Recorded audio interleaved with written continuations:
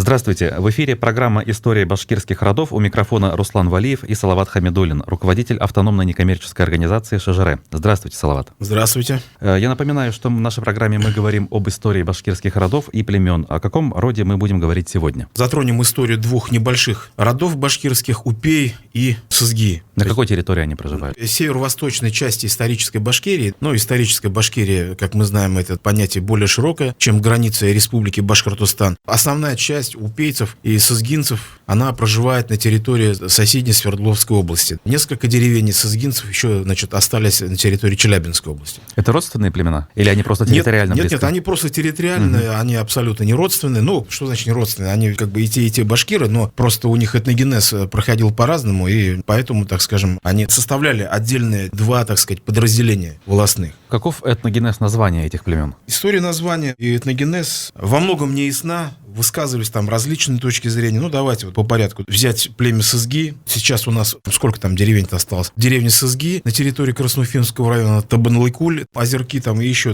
одна деревня, забыл, как называется. Их немного, этих деревень осталось. Но что касается названий Сызги, то Кузеев и другие возводили там каким-то самодейским названием. Сызги, лодка какая-то. В общем, насколько это верно, мы не знаем, поскольку всегда пытаются, дать какую-то этимологию, какое-то значение племенному названию, как правило, в большинстве случаев вообще неверно. В данном отношении нам помогают данные геногеографии, этногенетики, когда стали проверять, то есть тестировать сызгинцев. Генетика показала, что у них преобладает восточный кластер N1C, и именно те гаплогруппы, которые присутствуют, у венгров. В общем-то, изначально уже в советской этнографии, и конкретно в работах Кузеева, говорилось о том, что они, скорее всего, имеют отношение к угорскому компоненту в этногенезе башкир, связывали их как раз с Магна-Хунгарией, Венгрия, которая здесь на Южном Урале, как предполагают ученые, существовала. Давайте напомним слушателям, какой период мы сейчас рассматриваем. Это Магна-Хунгария, это Венгрия, это эпоха раннего Средневековья, то есть предположительно она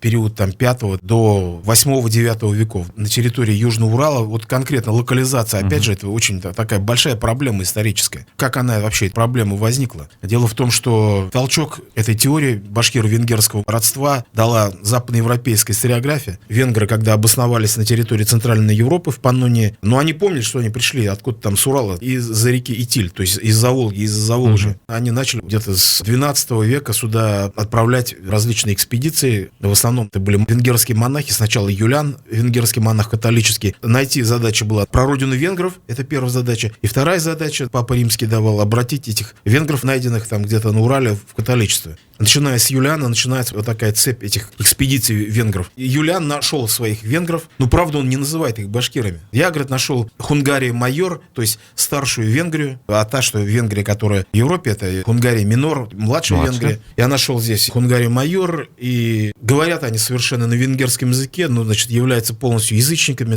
и так далее, очень воинственные. 14 лет вели войну с монголами и одерживали над ними победы, а потом монгольский хан якобы заключил с ними договор, союз, и они вместе пошли дальше завоевывать и завоевали Булгарию и другие страны. Вот он что оставил. Но он не написал, как они себя называют. Нигде у него нет упоминания. То есть мы не знаем, кого именно он имел в виду. Именно. Мы не понимаем, кого он имел в виду. Но потом этот мостик соответствия между этой Великой Венгрией и Башкирией проложили уже другие монахи. По-моему, они францисканцы были. Сначала Плано Карпини, посол Папы Римского ко двору великих ханов. Потом, Гильем де Ребрук, который был одновременно, и послом папы, и французского короля. И они, когда проезжали, а в Башкирии они не были, они ехали, к Сарай-Бату, это низовье Волги, из Европы, потом из Сарай-Бату, дальше также по степям Казахстана и в Монголию и так далее. И они написали, а там находится Великая Венгрия, уже Магна-Хунгария, в отличие от Хунгарии майор, как писал Юлиан, они ввели этот термин Магна-Хунгария, который и есть современная Баскардия, страна Баскард, и все. С этого момента началась эта теория башкиро-венгерского родства. Они поставили уравнение между этим. И теперь начали раскапывать, потом начали вспоминать другие, поднимать источники, допустим, автора X века Константина Багринародного византийского, который, перечисляя состав венгерской орды, назвал несколько венгерских племен, которые по созвучию близки к ряду башкирских племен. Там Гермата был какой-то, а у нас здесь племя Юрматы и так далее, и так далее. Так эта теория родилась. Поэтому мы можем говорить очень предположительно, что Магна-Хунгария или Великая Венгрия где-то находилась на Южном Урале. Какие-то элементы, этнические компоненты имеют общие корни уровне, что у венгров, что у башкир. Но вот эта теория уже, которая господствовала до революции в 19 веке, о том, что башкиры это и есть отюреченные и исламизированные мадьяры, она уже, конечно, она не работает, поскольку вот современные данные показывают, в общем-то, очень сложный состав башкирского народа, ну и там венгерский, мадьярский компонент, конечно же, есть, он очень невелик. Давайте сейчас я еще про упей скажу, поскольку до этого я про сызги говорил, а упейцы это, в общем-то, нечто другое совсем. Что такое упей? Тоже название, значит, непонятное. А где упейцы живут у нас? На территории Мечленского района, Республики Башкортостан, там деревни там Ишалина, Такина, Теляшево, а часть осталась на территории Свердловской области. И вот опять, представляете, одно племя, половина племени себя причисляет к башкирам, то есть они раньше все были башкиры, но так как те, которые остались на территории Свердловской области, у них там был введен татарский язык обучения, сейчас многие себя, значит, отождествляют с татарами.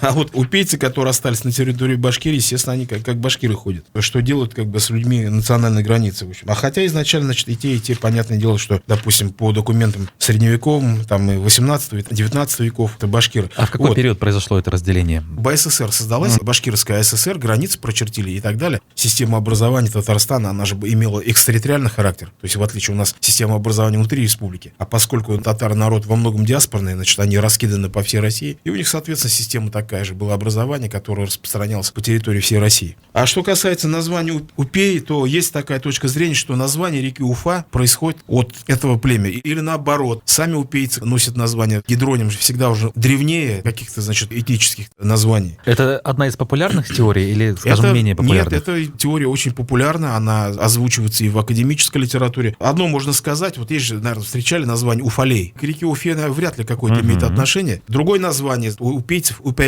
И как раз считается, что вот название Уфалей происходит вот от названия племени Упей. Даже вот в 1725 году в Башкирию приехал с разведывательной целью бургомистр Кунгурский. И вот он там пишет: вот я приехал в Уфейскую волость, Уфалейскую волость. Есть вот довольно-таки основательное подозрение, что вот эти названия, Уфалей именно, и, возможно, даже название Уфа, речки, только непонятно, может быть, сами они взяли от этого, понимаете? Так или иначе, это как-то между собой связано. Что касается там более поздней истории, племена они такие были не очень-то многочисленные. Известно там, что, допустим, во время восстания 1774-11 годов написано, значит, деревня Сызги, вот только опять непонятно, какая Сызги. Ведь сызгинцы живут на территории Красноуфимского района, а другая часть в Челябинской области. Скорее всего, вот именно вот эта Сызги на территории Красноуфимского района, она была ставкой повстанческого войска, которое вторглось в Кунгурский уезд и собиралось Кунгуру атаковать. В Сызгах, а башкирская сила стоит в Сызгах, 6 тысяч человек. У всех огненное оружие, пищали, и турки есть. Турки — это восточный пистолет. А панцирников человек у них с 300, а начально у них башкиритин с Аю реки Аммаед. Товарищи его с теми башкирцами воевать на Кунгуру ездили и так далее, и так далее. Деревня Сызги вот, упоминается в источниках как вот такая одна из таких баз повстанцев. Ну что еще можно сказать? Вот в прошлой программе, когда мы рассказывали про соседние с упейцами и сызгинцами род Тошсо, который в деревне есть Уфа-Шигири, родом оттуда, я забыл сказать, герой Афганистана Хамид Мугинович Нафиков. Их считается такой иконой, так скажем. Ну, что еще можно сказать об этом? Есть, может, у вас вопрос? Может быть, в период, когда создавалась Башкирия, какой-то след оставили эти племена? Трудно сказать, честно говоря. Вот я знаю, что один из деятелей башкирского национального движения, Фатих Тухватуллин, из Красноуфимска, не был родом, но почему-то в учредительное собрание выдвигался. К сожалению, у нас многие такие деятели, биографии их не исследованы. Там везде указывается, что его место происхождения деревни Чубуклы, это Заинский район современного Татарстана. Но почему он выдвигался в учредительное собрание в конце 1917 года, почему от Красноуфимска, от красноуфимских башкир, тоже как бы загадка, это тоже нужно исследовать. Вот Википедия пишет, что деревня Сызги, о которой мы говорим сегодня, довольно крупная, 502 человека проживало в 2010 году. Вы говорите, что при этом сызгинцы на двух территориях живут, не смежных, на территории Свердловской области и Челябинской области еще. Ну, в Челябинской области там не то ли одна или там две деревни осталось, честно говоря, хотя и там то же самое. А упейцы, они, получается, немного восточнее, вот в районе нынешнего Верхнего Уфалея Челябинской области. Да, и часть живет в Мечленском районе Республики Башкортостан. Что касается упейцев, допустим, если мы говорим о сызгинцах, как вот от предполагаемых уграх, горского происхождения, возможно, хотя это еще надо исследовать, но то упейцы, они однозначно не угры, это какое-то племя южного происхождения, даже, можно сказать, северокавказского происхождения. Изначально там то, что было найдено, вот у них наши генетики у меня написали, кого тестировали. Представители рода Упей из сел Большеустекинское, Такино и Теляшево Мечленского района Республики Башкортостан. И вот у большинства упейцев обнаружилось, что они принадлежат гаплогруппе G2A. Гаплогруппа, вот как пишут наши генетики, с большой частотой встречается на Северном Кавказе, где достигает наивысших горных высот у осетин до 70%, у абазин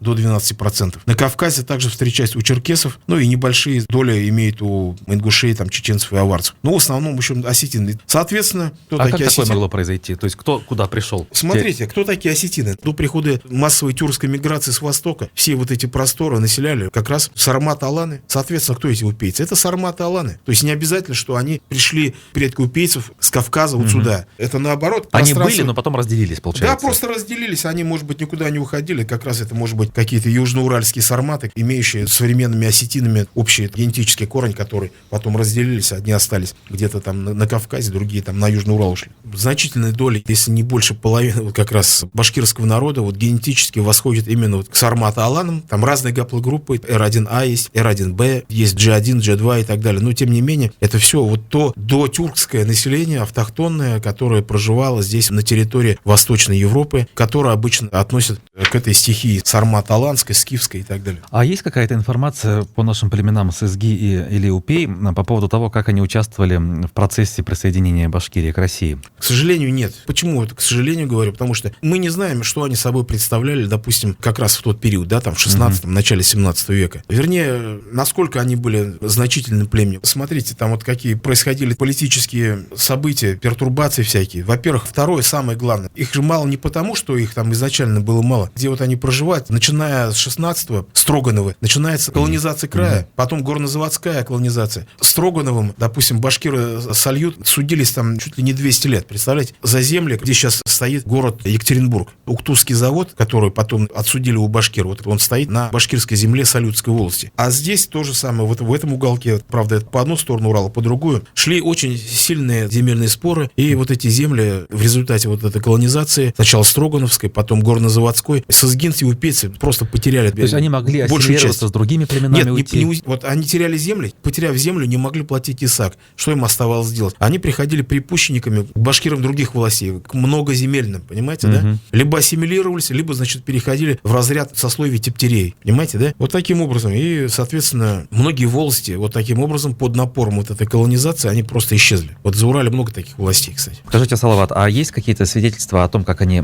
жили во времена Пугачевского восстания? Пугачевское восстание, оно же, вот, как мы знаем, охватило поголовно почти весь башкирский народ. Даже это можно судить по количеству старшин. Более 200 башкирских старшин было как раз в 70-е годы 18 века. Вот из них человек 20 только не участвовал в восстании. Пушкин же недаром сказал, с удивлением, когда исследовал историю Пугачевщины и написал историю Пугачева с недоумением, что башкиры, оказывается, возмутили сами же, значит, их старшины. Обычно полагается, что чернь восстает, так сказать, знать пытается усмирить чернь. А тут, наоборот, произошло. Когда восстание началось, мы знаем, что Салават Юлаев собрал войска и в конце 1773 года пошел брать Красноуфимск. И как раз вот все войско, которое у него было, вот пополнилось башкирами северо-восточных родов, в том числе сызгинцев и упейцев. В январе 1974 года вошел без боя в Красноуфимск, установил казачье правление, оставил своих командиров, атаманов назначил и, пополнив войско местными казаками, мишарами, и двинулся в сторону Кунгура. Осадил Кунгур, где соединился с армией, с отрядами гайнинских башкир, которые как раз тоже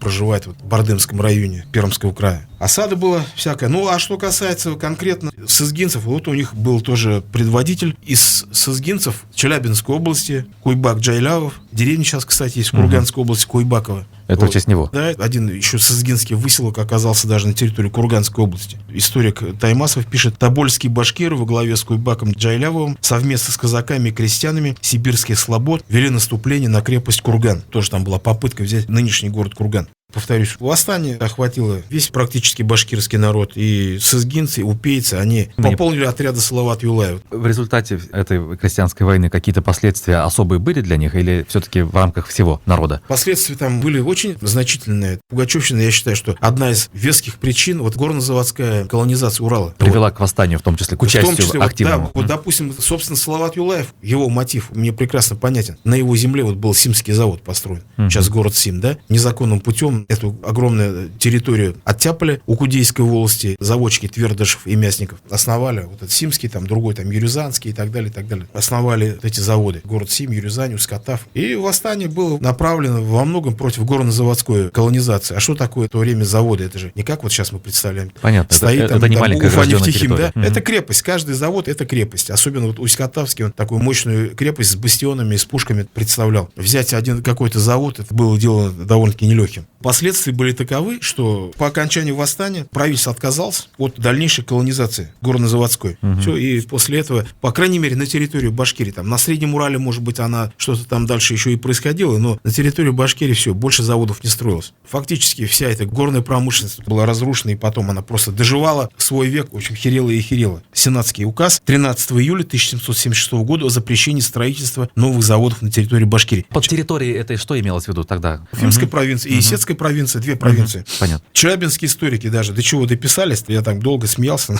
цитирую.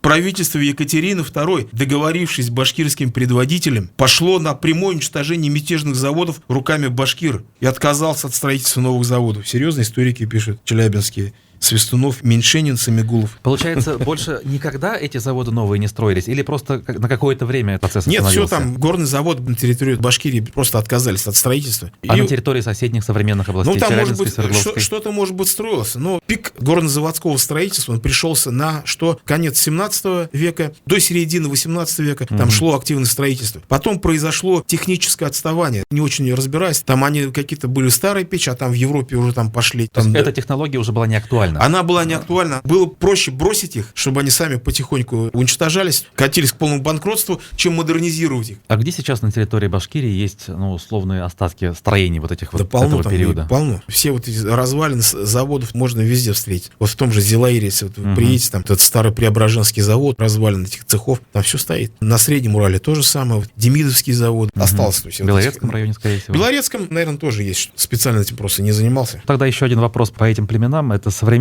Есть какие-то представители, которых мы знаем? Ну, или там 20 век?